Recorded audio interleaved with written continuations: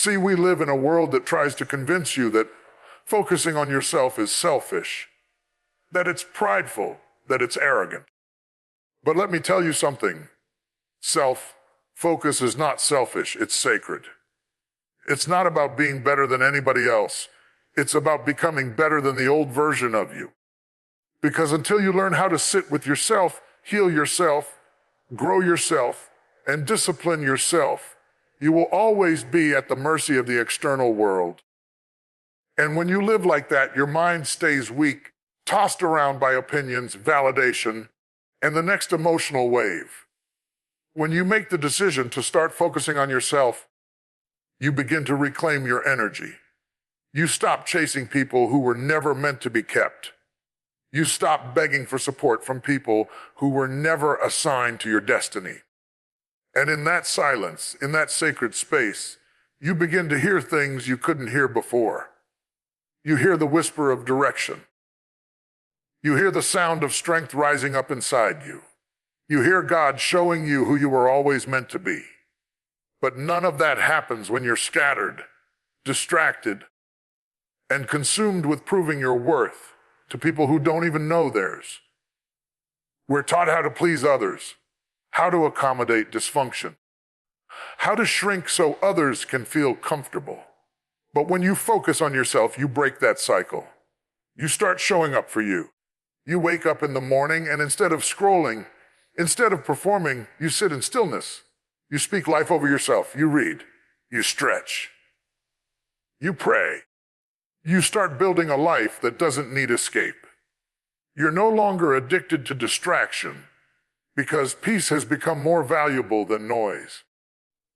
Focusing on yourself doesn't mean you cut everyone off. It means you finally realize who belongs in your life and who's just passing time. You don't argue. You don't beg. You don't chase, because when your mind becomes strong, your energy becomes expensive. You become aware that everything you give attention to is either feeding your future or draining your power. And you no longer have the luxury of wasting power on things that don't align with your purpose.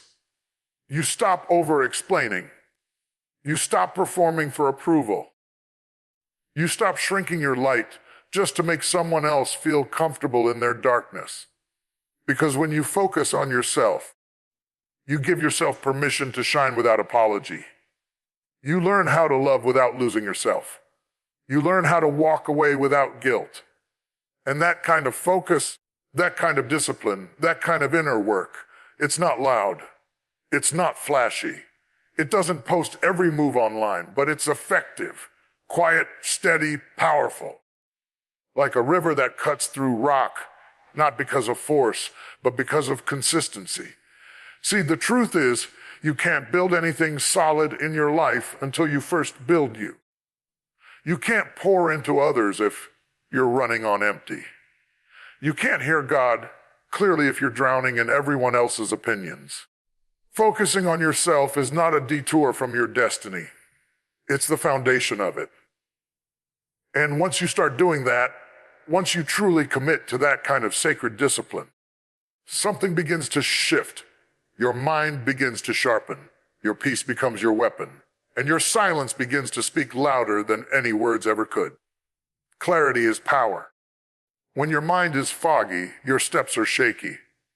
When your soul is cluttered, your decisions become reactive, not purposeful. And you cannot live a strong life with a weak mindset. That's why focusing on yourself is not just a matter of peace. It's a matter of survival. You've got to get to a place where you start filtering what gets your energy and why.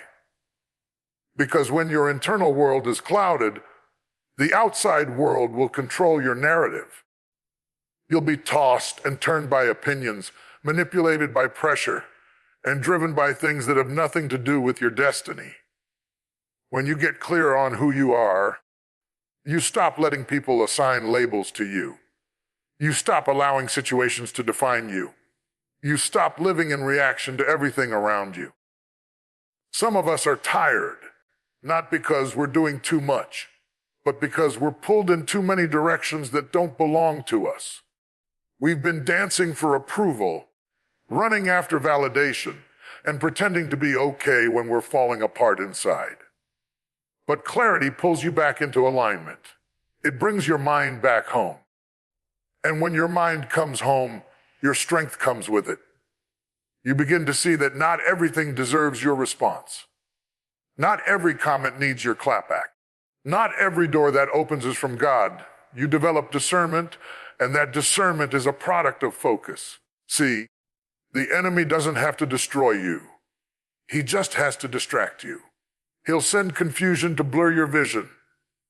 He'll send noise to muffle your voice. He'll surround you with business so you confuse motion with progress. But when you focus on yourself, when you pull back and sit with your thoughts, when you evaluate your intentions, you begin to see through the fog. You begin to recognize the patterns, the cycles, the toxic ties that once had power over your peace. Clarity doesn't always come easy. It takes intentional work. It takes stillness. It takes facing yourself without flinching. It's easier to stay busy than to be still and reflect. It's easier to point fingers than to look in the mirror. But if you want a strong mind, you've got to be willing to do the hard work of inner honesty. You've got to be willing to sit in silence and ask the real questions. Who am I when no one is watching? What do I believe about myself? Am I living out of fear or out of faith? Because when you start answering those questions, when you begin to untangle your identity from your performance, from your pain, from your past, something beautiful happens. You stop striving, you stop proving, you stop rushing, and you start resting in truth and clarity in who you really are. That's when your decisions start making sense. That's when your relationships start aligning. That's when your energy stops leaking into dead places. Because your mind is no longer split between who you are and who you're pretending to be. A strong mind is a clear mind.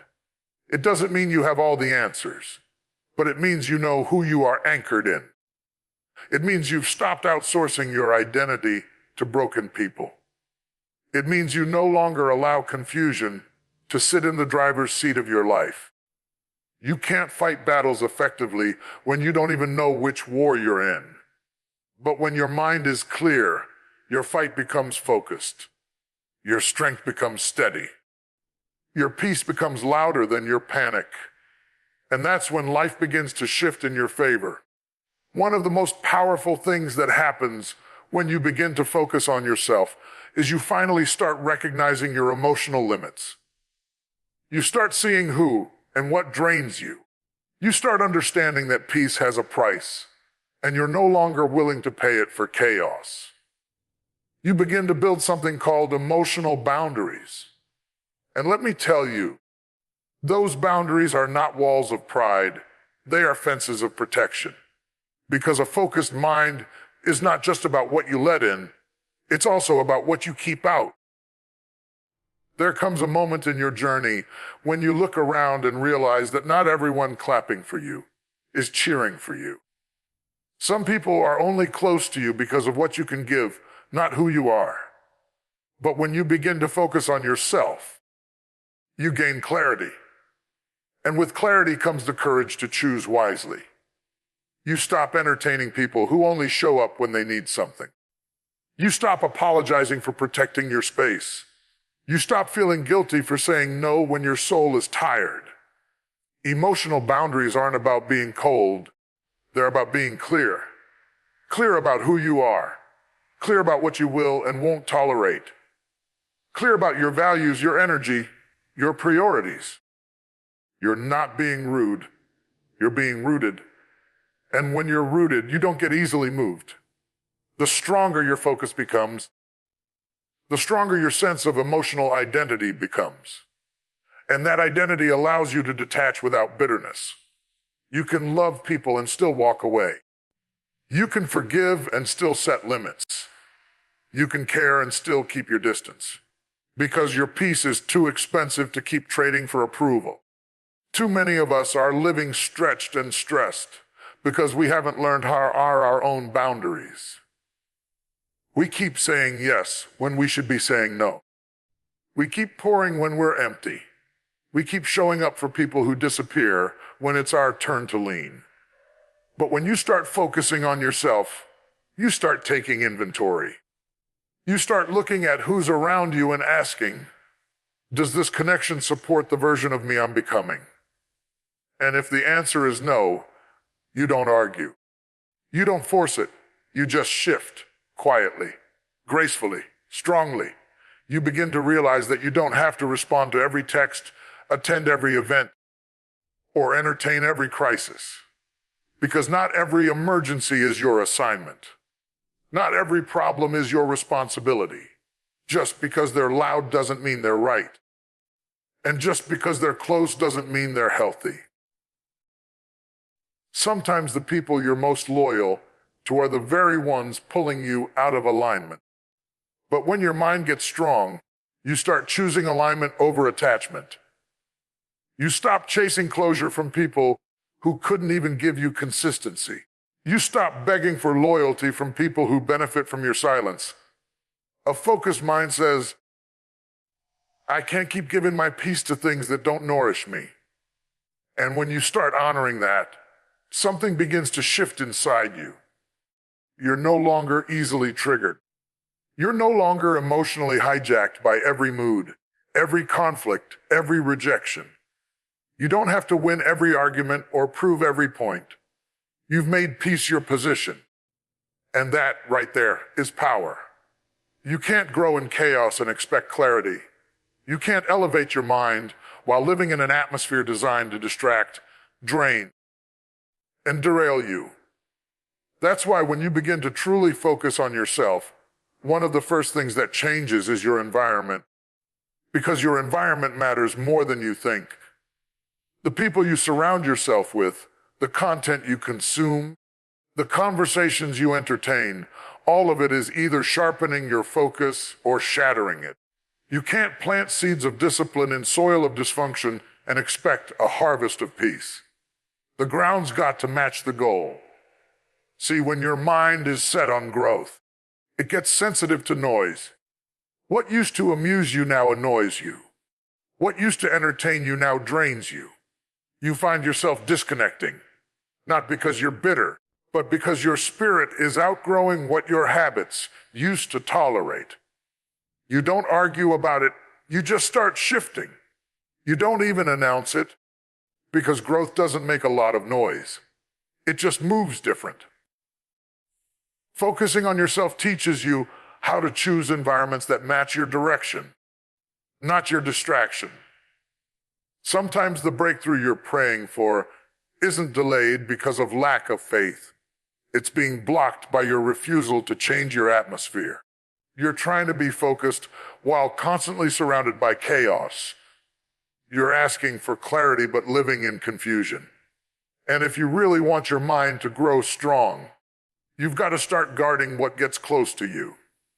That means being mindful of who has access to your time, your space, your energy. That means learning how to say no without explanation and yes without guilt. That means recognizing that silence is a strategy. And stillness is not weakness, it's wisdom. When you start curating your environment, your mind begins to breathe again. You're no longer waking up to drama. You're no longer ending your day mentally exhausted from meaningless conversations. You stop consuming negativity like it's normal. You start reading things that feed your purpose. You start listening to words that lift you higher. You start spending time with people who challenge you, not just cheer you. Because elevation requires intention. And that intention shows up in what you tolerate around you.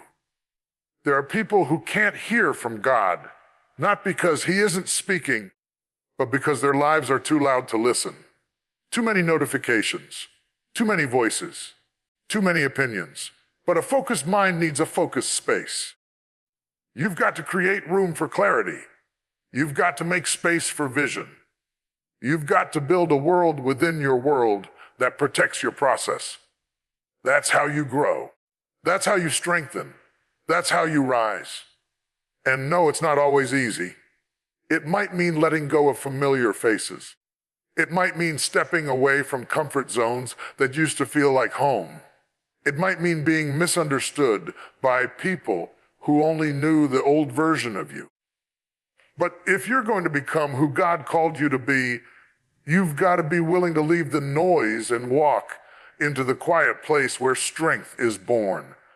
Growth doesn't come from being surrounded by noise. It comes from learning how to manage your atmosphere with intention. So choose carefully. Be mindful. Protect your environment like your future depends on it, because it does. You are not just creating a space to live in. You are building a sanctuary for your mind to thrive, to focus, and to become unshakably strong. It's amazing what starts to rise up in you when you remove the noise, the comparison, the need to be seen. When you begin to focus on yourself, I mean really focus, not in pride, but in purpose, you start to uncover things that had been buried under the debris of distraction. Gifts you forgot you had. Dreams you stopped believing in. Strength you didn't know you carried. You start to realize that you were never under-equipped. You were just overwhelmed. And the more you focused on everything around you, the more your own potential stayed locked away inside you. We live in a world that teaches us to look everywhere else, scrolling through highlight reels, chasing applause, mimicking other people's moves, trying to keep up, fit in, or catch up. But here's the truth: your calling is not out there somewhere. It's already in you. That power, that creativity, that insight, that solution, it's been in you this whole time. But you can't activate what you're too distracted to notice. You can't develop what you haven't even acknowledged. And when your attention is scattered, your potential stays buried. That's why focus is so powerful. Because focus is what uncovers. Focus is what awakens. Focus is what brings those dormant areas of your life back to life. You were created to do more than just survive. There's innovation in you. There's strategy in you. There's strategy in you. But the enemy of all of that is scattered living. And when you start to silence the noise and lock in on yourself, you begin to see just how much God already gave you to work with. The world will have you thinking you need another opportunity, another door, another person to validate you before you can start. But that's a lie. You don't need more permission. You need more focus. Focus reveals the truth that you already have what it takes, but you've got to dig. You've got to discipline your time. You've got to stop chasing everything that looks good and start building what's actually for you. Because gifts don't grow in public. They grow in the dark, in the secret place, in the unseen hours of sacrifice and consistency. There's potential in you that can only be discovered through process. You won't uncover it scrolling through other people's lives. You won't find it trying to fit into a mold that was never meant for you. You've got to sit with your calling. You've got to invest in your growth. You've got to commit to showing up even when nobody else is watching. And in that quiet work, in that private grind, you will start to witness the rise of something within you that you didn't even know was possible. You're not stuck. You're just not still long enough to see what's really in you. Every time you break a bad habit, every time you shut down a distraction, every time you choose growth over gossip, purpose over pity, discipline over drama, you're getting stronger. You're uncovering layers of power that can't be faked, taught, or borrowed.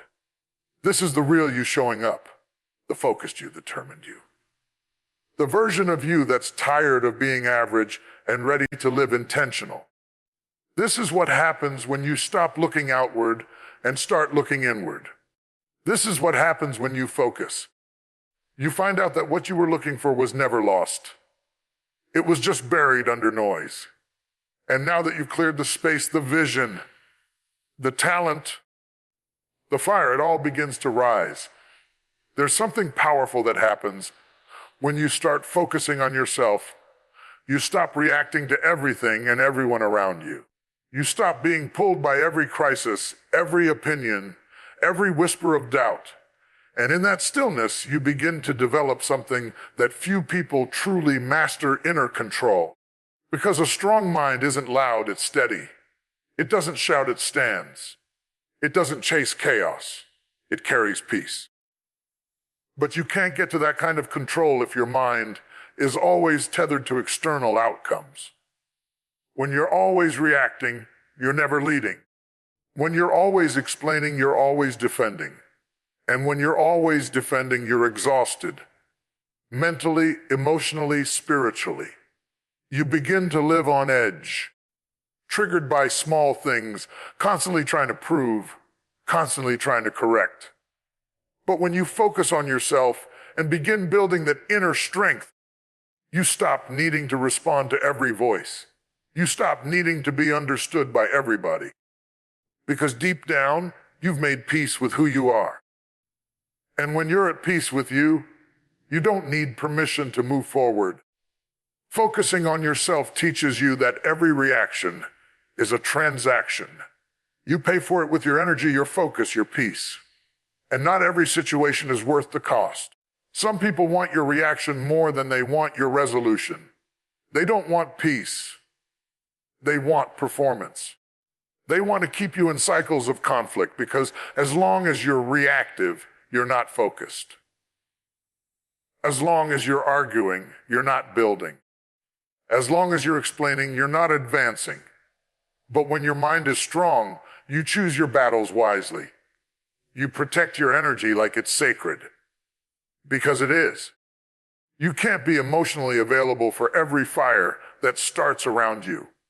You can't be the firefighter, the therapist, the validator, and the miracle worker for everyone who refuses to do their own healing. At some point, you have to release yourself from the pressure of always being present for others and start being responsible for your own mental and emotional clarity. That's not selfish, that's maturity. That's focus. That's strength. And strength isn't always loud. Sometimes it's in the silence. Sometimes it's in walking away when your pride wants to stay and argue. Sometimes it's in not sending the text, not posting the clapback, not entertaining the drama.